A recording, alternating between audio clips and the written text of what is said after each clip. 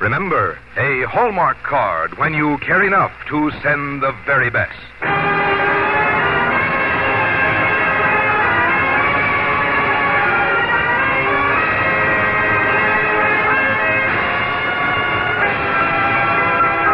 From Hollywood, the makers of Hallmark greeting cards bring you Victor Jory in Lincoln and the Baltimore Plot on the Hallmark Playhouse.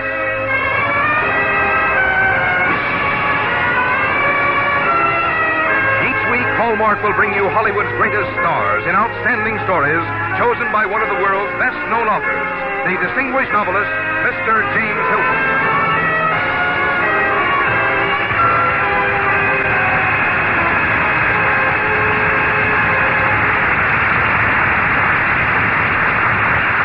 Good evening, ladies and gentlemen. This is James Hilton. Tonight on our Hallmark Playhouse, we tell of an incident in the life of the great president whose anniversary we celebrate on Sunday. In the lives of almost all great men, there are tense moments of drama, but not all these get into the school history books. Our story tonight is one of these dramas in the life of Abraham Lincoln. It is based on papers and documents at present in the Huntington Library at San Marino, California, where they were used by Miss Norma B. Cuthbert to prepare her monograph entitled Lincoln and the Baltimore Plot.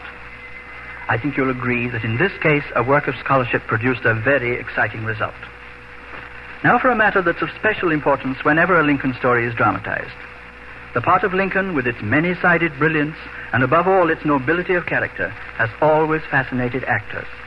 And tonight we are proud to have in this role a distinguished visitor from the New York stage, Mr. Victor Jory.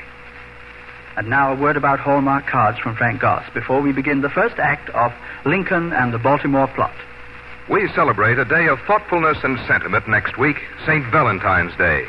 And you can find Hallmark Valentines to send as proudly as you send Hallmark cards on every memorable occasion.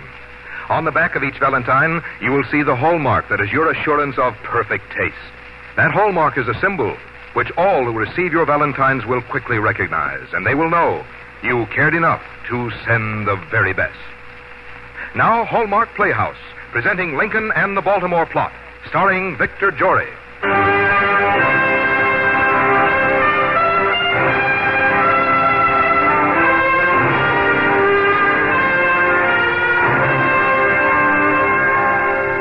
President Lincoln was newly elected, and he and his family were on their way to Washington for his inauguration. His journey was arranged to take him through 5 states. Like all of the presidents, he had a lot of friends, and he had more than his share of enemies. His train stopped for a night in Indianapolis, and he rode in a carriage with his wife and his friend, Ward Hill Lamont, through the crowded streets.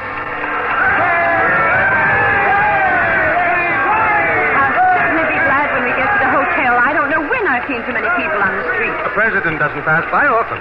It's something to tell your children. I saw the president on the way to his inauguration. Well, I hope our sons are behaving themselves. I told Willie and Tad to stay seated and not to jump up and down and upset the driver. They'll be all right. It's funny, isn't it, how alike all the faces are. I've seen these same faces every place we've stopped. The faces of the ones that liked me and the faces of the ones that hated me. And the faces of the ones who believe I'll ruin the country and the ones that hope I might do something for it. Oh, they'll all mighty soon see. I wish I could say to them, give me a chance. Just give me a chance. I was born of country earth and open sky. I grew listening to the dreams of free men. If you'll just give me a chance, I'll put my hand to making some of those dreams come true.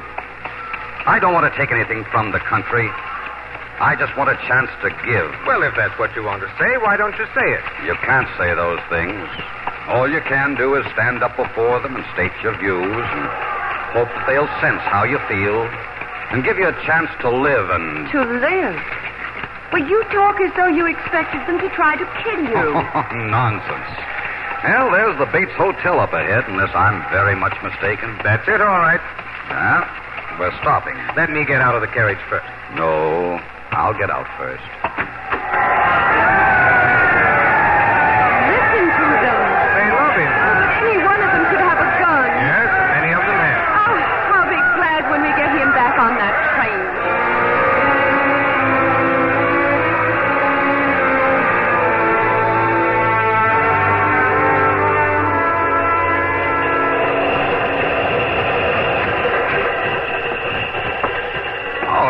Father. Hello, son. What are you doing down here all by yourself? Oh, just thinking. Well, this is no way for a president to spend his birthday. Even a president likes to get off to himself for a little quiet thinking once in a while. You know, I'm 52 years old today. I had an idea that you were. You've been bragging about it all day. You know, many, many years ago, there was a girl in Illinois, and she used to say to me, Abe, someday you'll be president. Mother? No, I didn't know your mother then. That was when I was young. Perhaps it was the last time I was young. Where's the girl now? Asleep. Out there. Oh. Days like this, we used to tramp across the fields, talking. Seems like we never stopped talking. Strange, I can't remember any of the things she said those days, but I can remember exactly how her voice sounded. The heart remembers longer than the mind. Words can be forgotten by the mind, but the heart hears the melody of a voice eternally. Well, I'd better get back to work. Your mother sent me after Tad and Willie. I forgot about it completely. I forgot, too. She sent me to look for Tad, Willie, and you. Mother! Oh, hello, son. Mother sent me to hunt for you and Bob and Willie. Well, Willie's the only one that's lost now. Willie isn't lost. He's up driving the train. No. Yes. He's got influence with the engineer. Come on, let's get him quick before your mother finds out. Would any of you happen to have seen the President of the United States or his three sons? We're going to collect Willie now, dear. He's up front talking politics. Oh, at 10 years, he must talk a brilliant game of He politics. talks a better game than some of these politicians talk. What's that newspaper in your hand, dear? Oh, I was just reading the accounts of our reception in New York. Oh, I see. I have been sent in search of the President's wife, and the President's son. Hello, Hill. Who sent you? Willie. Willie? Yes. He says you've all disappeared, and he's hunting for you. You'd better put in an appearance before he pulls the emergency cord and stops the train. And let me tell you, he can stop the train anytime he wants. He has influence with the engineer. How did Willie get so much influence with the engineer? The engineer wants to retire and be a postmaster. Oh, I see. And Willie has told him that he has a certain amount of influence with the incoming President of the United States. Oh, you're going to have to spank that boy. Why? He's telling the truth. He does have influence. Say, aren't we due in Philadelphia at 4 o'clock? My goodness, is it that late? Well, it's almost 4. Well, all right, boys. Come with me and help get our things together. Well, I wonder how Philadelphia is going to receive us. The strange thing being president, you never know whether it's a foe or a friend you're stepping off the train to meet. You never know.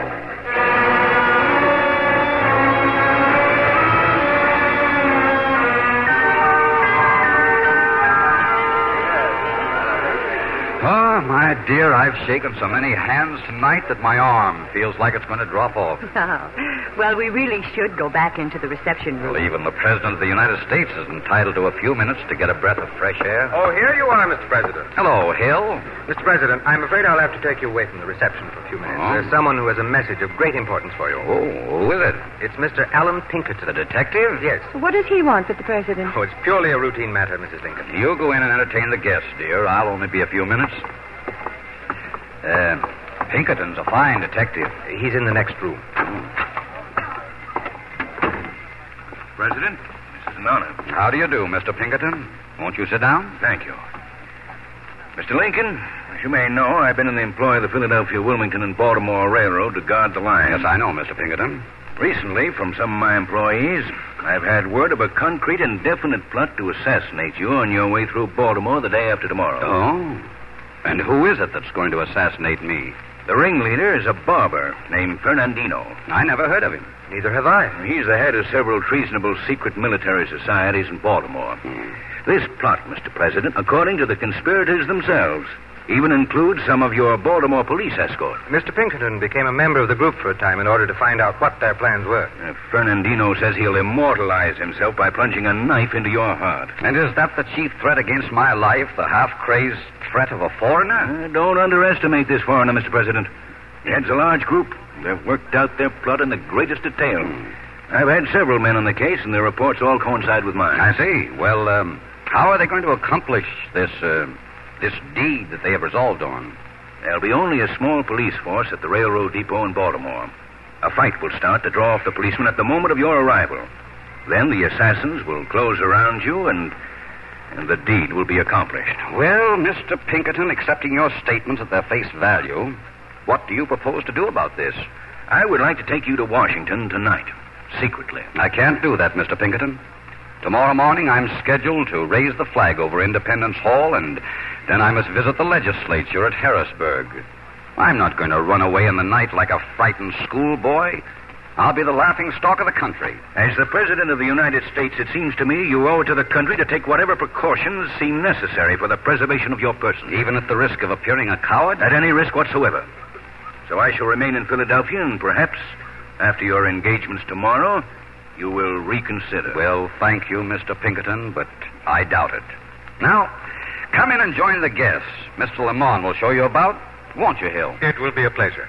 If you'll excuse me, I'm going up to my room. I suddenly find myself a little tired.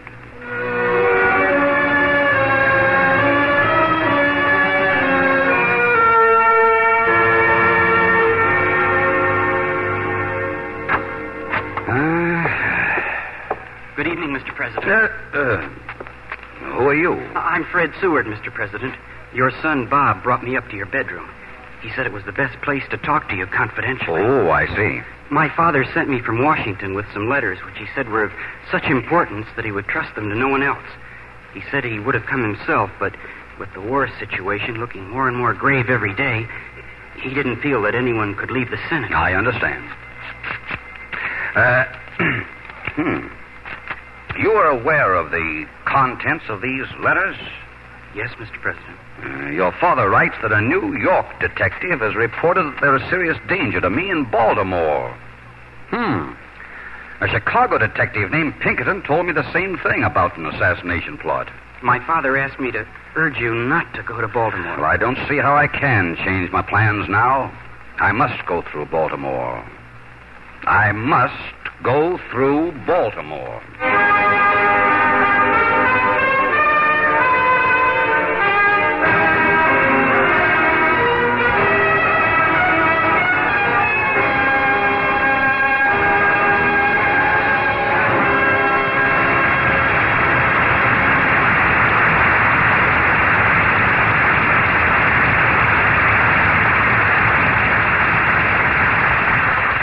In just a moment, we'll return to the second act of Lincoln and the Baltimore Plot, starring Victor Jory. Do you know what holiday is coming up next Tuesday?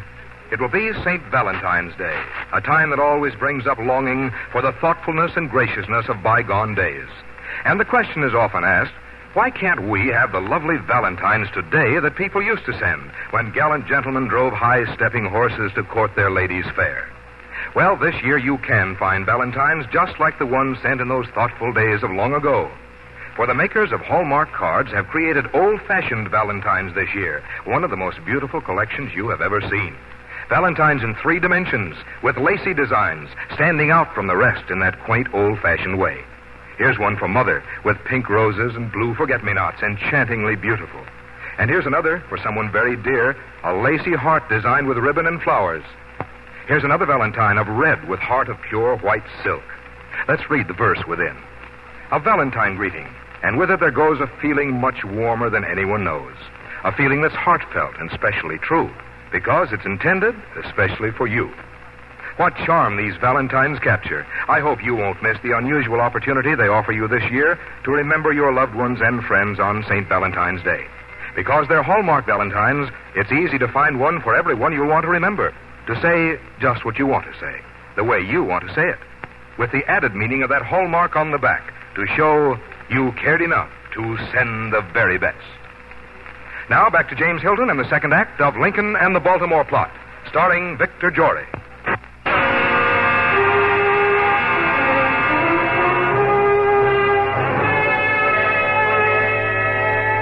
The times were dangerous.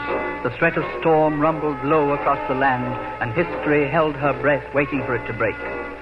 President Lincoln paced back and forth in his room until the blood-red sun began to rise in the east. Then he went, as he had promised, to raise the flag over Independence Hall. There was a tenseness to the morning, but he refused to acknowledge it. He went inside to speak to the waiting crowd.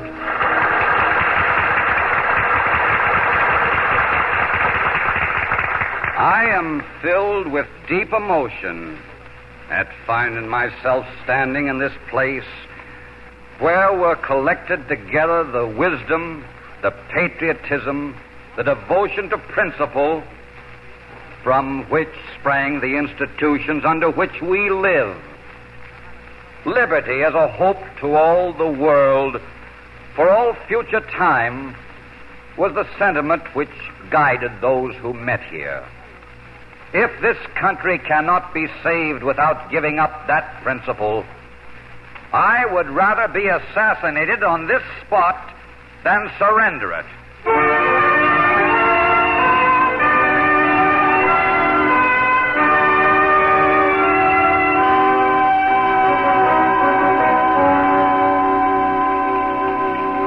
That was a fine speech, Mr. President. Thank you, Hill. Hill, I've decided to take Mr. Pinkerton's advice. I will let him arrange for me to go through Baltimore at a different hour. I'm glad to hear you say that, Mr. President. That goes against the grain, mind you. No man likes to appear a coward. And as a man, my pride would make me go straight to Baltimore. But as a president, pride is a luxury I cannot afford. I have much to do yet. Not even the bravest of men would step deliberately into a cage of hungry lions. Perhaps not. Did Pinkerton tell you any details of his plans about my departure for Washington? Yes. He said last night that he saw no harm in you going to Harrisburg as long as you felt so strongly about your trip, but that he felt from Harrisburg you must go directly to Washington. All right. Tell him to go ahead with his plans. I'll do whatever he wants me to do.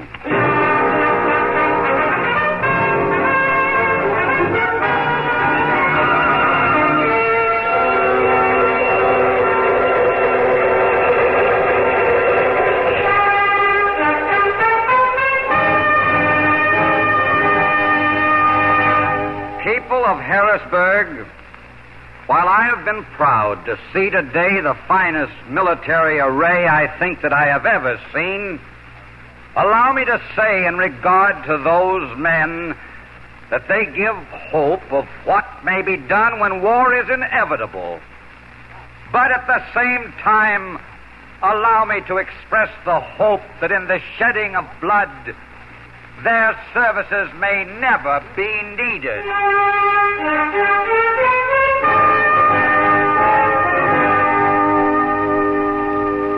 Mary, I don't like to leave you. I understand, dear.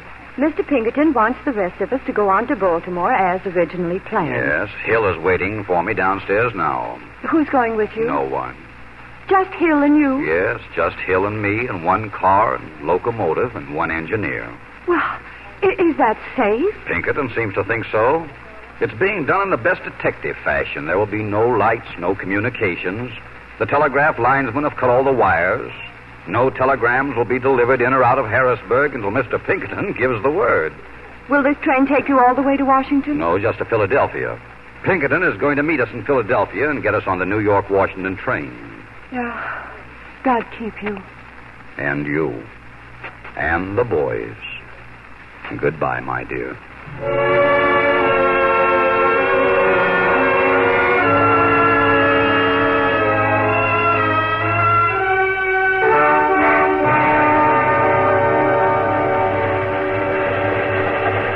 Kinda spooky, isn't it, Hill? Like a ghost train cutting its way through the night. Somehow it doesn't seem like the right kind of entrance for a president. A president should... Oh, well. I know what you mean. The president should be standing in the sunlight. The band should be playing. Well, history keeps changing. And the president has to do what the hour demands of him, just as you are doing. If anything happened to you, it would be the end of the country. Don't you think it for 1 minute. This country isn't dependent on any one man. It isn't a leader that makes the country. It's the country that makes the leader. It isn't the man that makes the office of president. It's the office of president that makes the man. I am what the majority of the American people who elected me want me to be. When someone else takes my place, he'll be what the majority want him to be. Well, a man has to have the makings of a president. And if a man is a good American, then he has the makings of a president. No, my friend, the loss of a single man can never hurt this nation. It will always put another man in office and go on. The nation may grieve. It may have a sense of loss, but it will go on. Well, we don't want it to have to go on without you. You know, I love this land of mine. And I love her voices. The voices of the storms and the winds. The voices of the hammer and the saw. Yes, and of the railroads splitting the prairie with the challenge of civilization. The voices of the people themselves, arguing and growing by their own arguments, learning more and more every day what freedom means and liberty. I hope I shall be listening to them for a long time yet. You know, I'm beginning to wonder if I ever will get to Washington. Maybe I'll be the first president that was assassinated before he was inaugurated. I think Mr. Pinkerton is much too efficient to permit a thing like that to happen. How sad it must be to love the people and to die at their hands.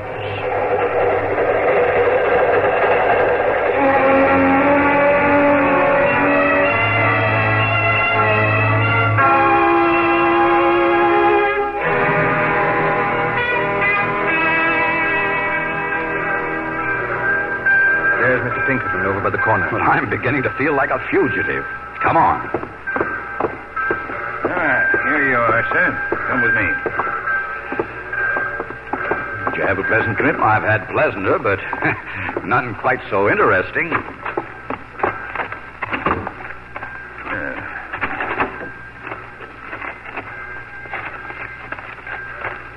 Here we are.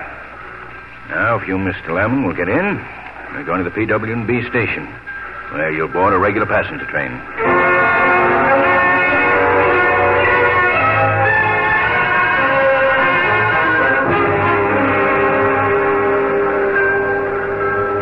This berth has been reserved by one of my women detectives.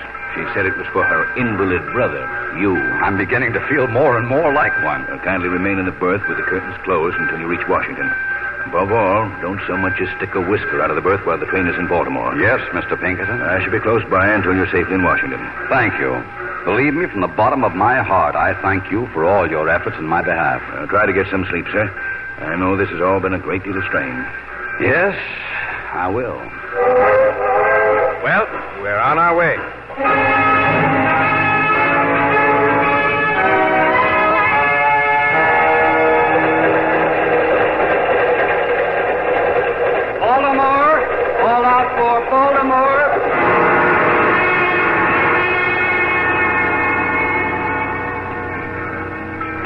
Baltimore, Mr. Pinkerton.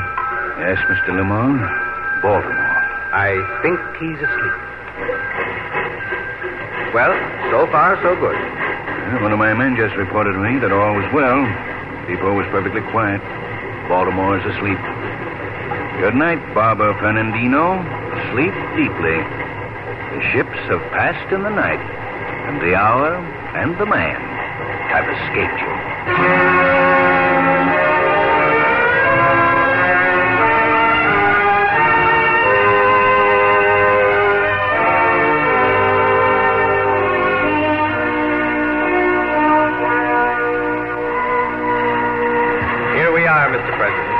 Washington, D.C.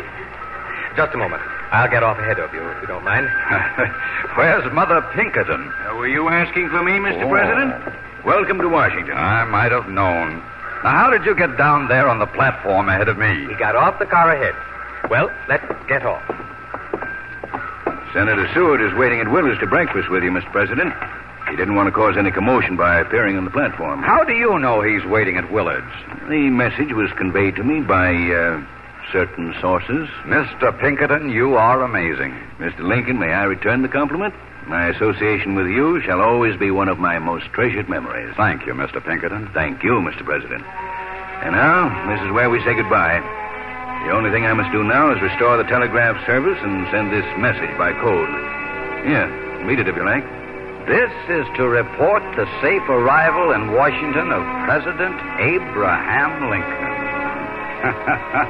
I'm very proud to have been able to give you a safe conduct into history. Mr. Lincoln, goodbye and good luck. Goodbye, Mr. Pinkerton. I sincerely hope I shall prove to be worth all this trouble. Well, the plot failed, didn't it? The Baltimore plot failed.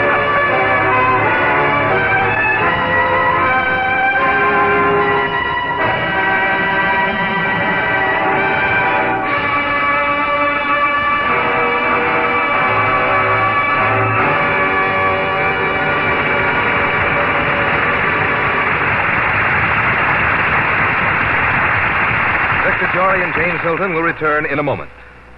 In this hurly-burly age, one of the finest things you can do for a child is to teach him to be thoughtful of other people. It isn't always easy. But Hallmark Valentine Kits for Children offer you a pleasant way to teach your youngsters thoughtfulness. Hallmark Make-Your-Own Valentine Kits contain red hearts, lacy panels, appealing decorations, everything needed. One kit with the makings of 16 Valentines costs only $1. Other Make-Your-Own kits are as little as 50 cents. It will thrill your youngsters to send Valentines they've made themselves to fond grandparents, to aunts and uncles, and their little friends. And giving such pleasure to others by the work of their own small hands will teach them in a wonderful way.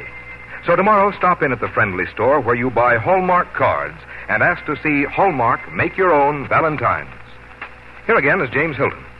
Thank you, Victor Jory, for a truly memorable performance in tonight's story. It was a pleasure to be here, Mr. Hilton, and to play Abraham Lincoln in this exciting adventure story from his life.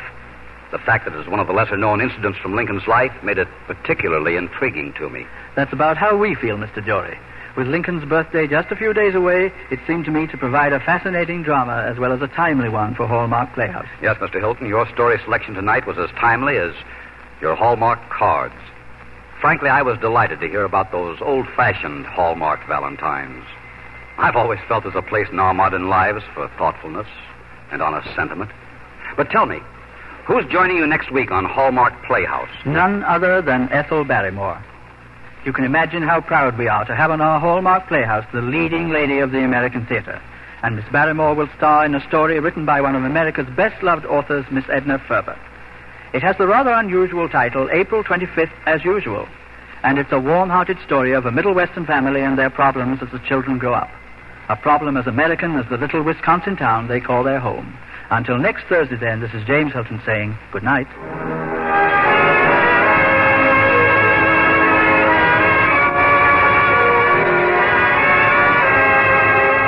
Remember, Hallmark cards when you care enough to send the very best.